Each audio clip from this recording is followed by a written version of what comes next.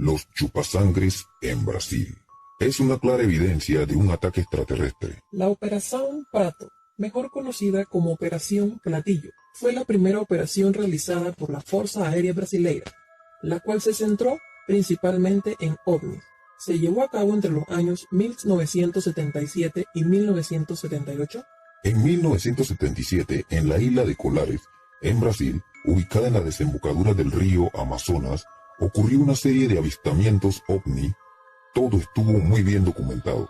Es que la actividad entró cada vez más en contacto con los pobladores de la zona, llegando hasta el punto extremo de agredir a las personas de forma física. En varios meses se llegaron a conocer múltiples reportes de un rayo de luz proveniente del cielo y que perseguía a las personas durante el día, luces que parecían querer raptarlos, y en la noche la situación se tornaba aún más espeluznante. Se dice que los rayos de luz atravesaron los techos de las casas y al iluminar parte del cuerpo de los pobladores les causaba ardor y quemaduras en la piel. Sus cuerpos se paralizaban. Eran luces que no los dejaban tranquilos en ninguna parte, ni dentro de sus casas, ni en la iglesia del pueblo, que era el lugar al cual los parroquianos huían creyendo que iban a encontrar seguridad, pero no la encontraban. Muchas personas afirmaron que les producía la sensación como si le estuviesen succionando la sangre.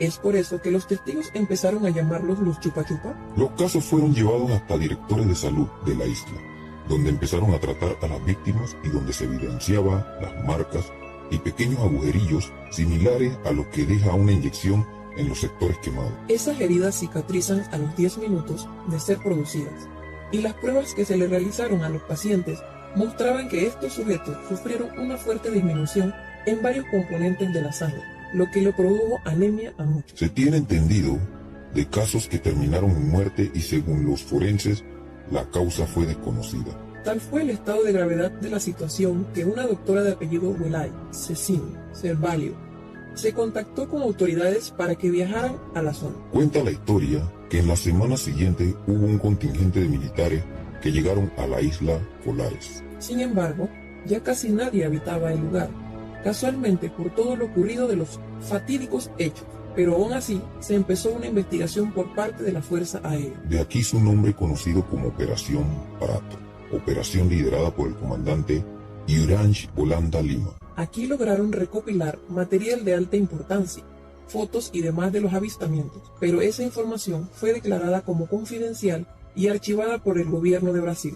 Desde la interacción a la que son expuestos los testigos al ser molestados por la invasiva presencia de extraños ovnis que lanzan rayos y dejan cicatrices a quien se los encuentra, hasta el contacto con sus tripulantes. Desde la intervención por parte de los militares hasta la sospecha del silenciamiento, avistamientos ovni de variados tipos, luces esféricas, cilindros, platillos, conos, etc. Una de las personas que le tocó vivir la tragedia en carne propia fue la que en aquel entonces joven, médica brasileña, Welay Carvalho, quien se dedicó a atender a los numerosos pacientes que llegaban con quemaduras en el pecho y principalmente en el cuello. La doctora Welay recuerda haber tenido a unos 35 o 40 pacientes. De acuerdo a la médica, los pacientes presentaban sensación de debilidad al punto que les resultaba difícil caminar. Los pacientes además presentaban quemaduras con necrosis tan solo minutos después de haber sufrido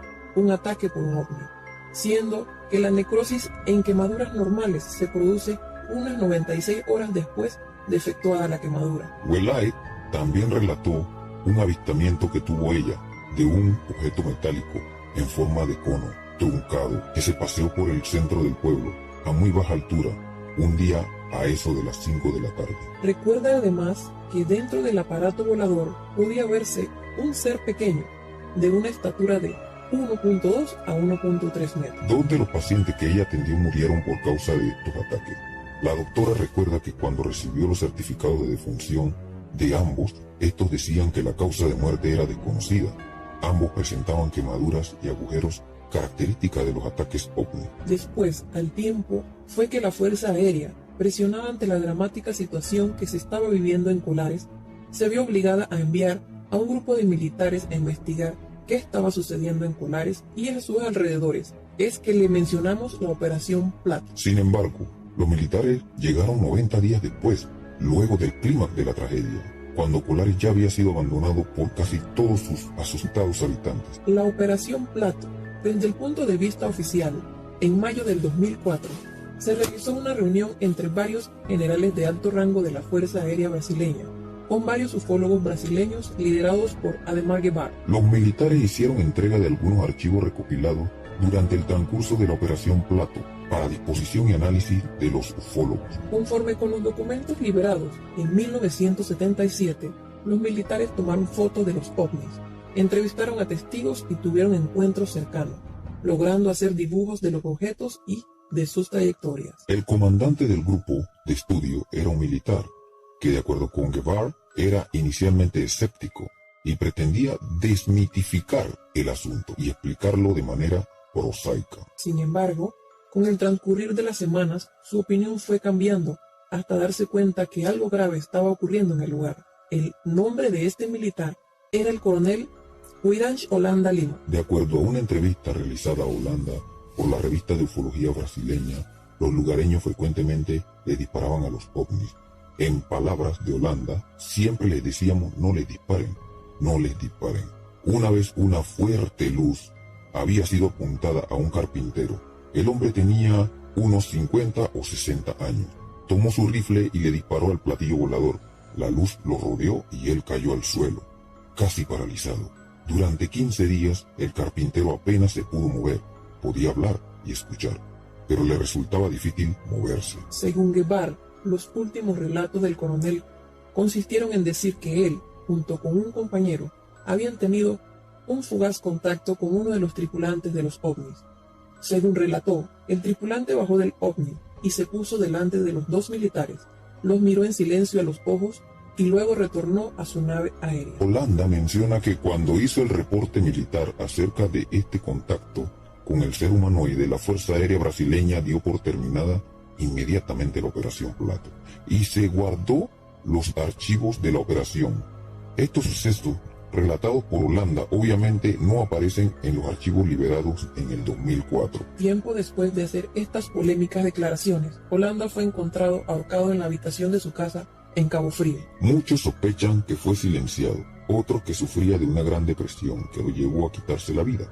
La escena después de todo se repite en casos similares relacionados con testigos de eventos ovni que hablaron demasiado. Y aún, si se hubiera realmente suicidado, queda la pregunta si lo hizo al no poder lidiar tanto tiempo desde su retiro en 1992 con los anómalos sucesos que experimentó en el Amazonas. Cierto es que estos incidentes empezaron a volverse más trágicos, por lo que la directora de salud de la mencionada isla, la doctora Welay, empezó a tratar a las víctimas, pudiendo percatarse de que las heridas se trataban de quemaduras graves con pequeños agujerillos. Estas quemaduras además empezaron a ponerse de un color negro, indicando muerte de la piel.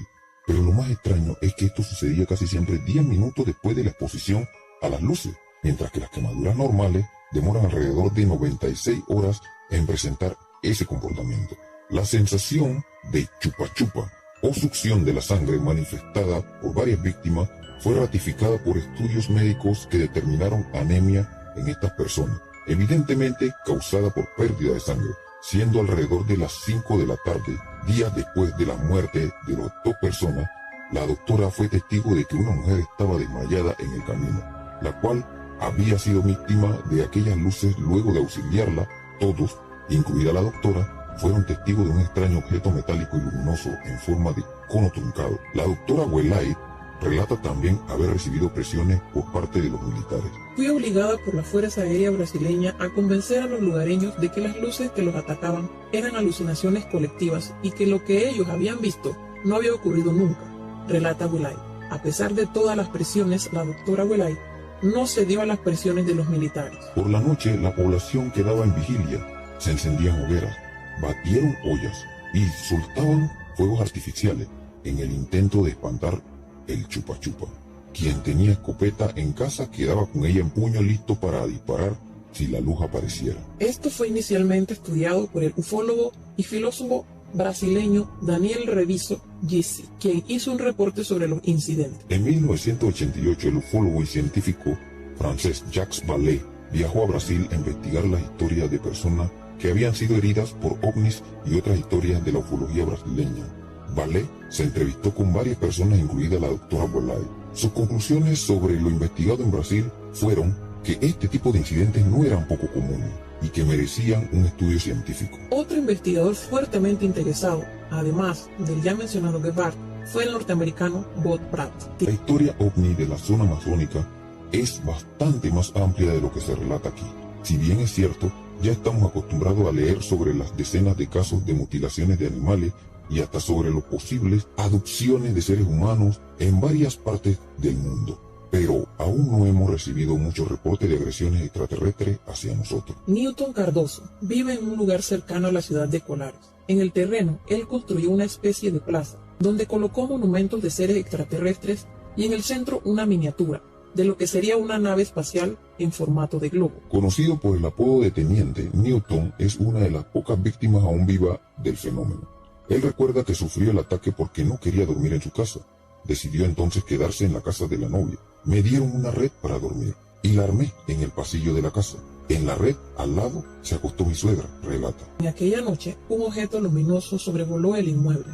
La luz habría sido vista por varios testigos en la calle, que empezaron a gritar. Dentro de la casa, acostado en la red, el teniente sintió una fuerte quentura en el cuerpo y luego una fisgada en el cuello, según cuenta. Yo pedía socorro, pero no podía oír a la gente. Ahí apagué. Cuando desperté, la casa estaba llena de vecinos y ellos decían que había sido el chupa chupa, porque vieron la luz sobre la casa. Yo dormí por mucho tiempo debajo de un balcón pensando que allí no me hallarían, desencadenó. Un fenómeno que se ha quedado para siempre en la historia de la ciudad.